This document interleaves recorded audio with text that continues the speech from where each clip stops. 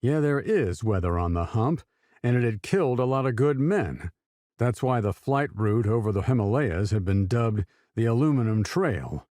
And that's where my best buddy, Captain Pete Zimmerman, I called him Zim, rests in eternity. We'd bonded at an air base called Chabua in Assam. He took me on my first flight over the hump.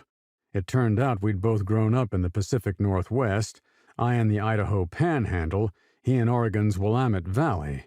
We'd both graduated from the University of Washington in Seattle, and we both loved fishing. We agreed that after the war we'd spend our idle time, as much as we could whittle out, fishing for steelhead and salmon in the twisting rivers that plied the rugged coast range of Oregon. But for Zim, there would be no after the war.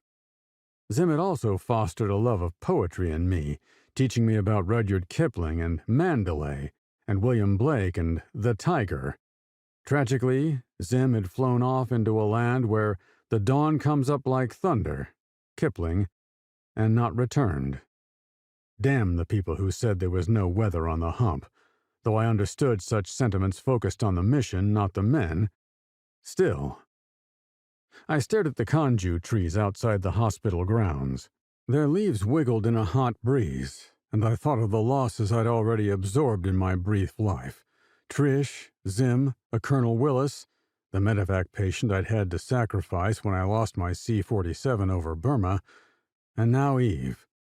Well, Eve probably wasn't lost, but she was gone, and I would not stop believing she loved me, and I would not stop looking for her.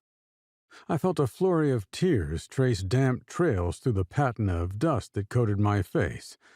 Unmanly, I know, but damn, I'd earned the right.